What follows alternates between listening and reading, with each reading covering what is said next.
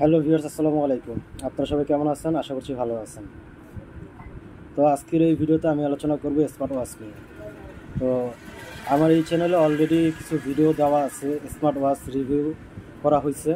তো ওইখান থেকে অনেকে প্রশ্ন করছেন যে ভাই এই স্মার্ট ওয়াচগুলোর দাম কত, বা স্মার্ট ওয়াচগুলো কেমন, বা এটা চার্জ কেমন থাকে, বা এটা টাইম কিভাবে ঠিক করতে হয়, বা এটা ওয়াটারপ্রুফ কিনা। অনেক ধরনের প্রশ্ন আপনারা করেছেন। তো সবাইকে তো আর মনে করেন যে আলাদা আলাদা ভিডিও দিয়ে বা আলাদা আলাদা বোঝানো সম্ভব না। তো এর জন্য আজকের এই ভিডিওটাতে আমি সম্পূর্ণ স্মার্ট ওয়াচ সম্পর্কে আপনাদেরকে ধারণা দিয়ে দেবো, আলোচনা করব। আশা করি আপনারা ভিডিওটা মনোযোগ সহকারে দেখবেন এবং কথাগুলো শুনবেন। তো স্মার্ট ওয়াচ,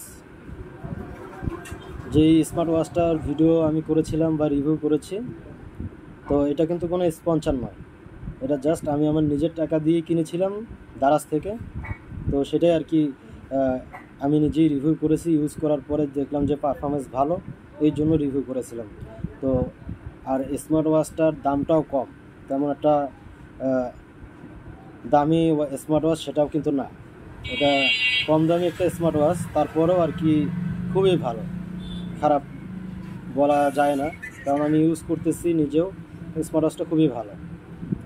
তো এই স্মার্ট ওয়াচটা আপনারা দারাজে পেয়ে যাবেন। আপনারা যারা আমার ভিডিও দেখেছেন আর কি, স্মার্ট ওয়াচ রিভিউ করছি, তো এই স্মার্ট ওয়াচটা আপনারা দারাজে পেয়ে যাবেন। এবং ওই ভিডিও ডিসক্রিপশন বক্সে আপনারা স্মার্ট ওয়াচটি আমি কোথা থেকে কিনছিলাম সেটার লিঙ্ক ওইখানে দেওয়া আছে।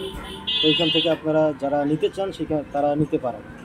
তো আর ওই স্মার্ট ওয়াচটি আপনার সম্পূর্ণ ওয়াটারপ্রুফ, সেটা আপনি পানিতে ভিজিয়ে রাখলেও নষ্ট হবে না।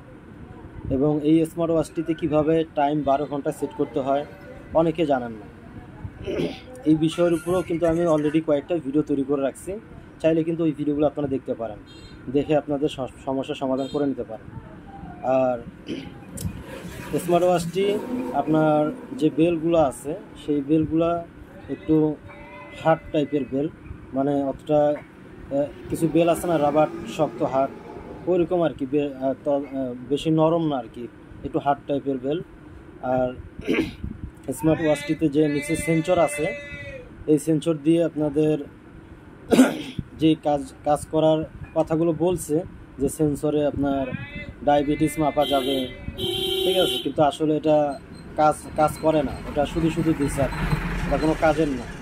এছাড়া আপনি টাইম দেখা বা আপনার স্মার্ট ওয়াচটি দিয়ে গান শোনা, এগুলো আপনি শুনতে পারবেন।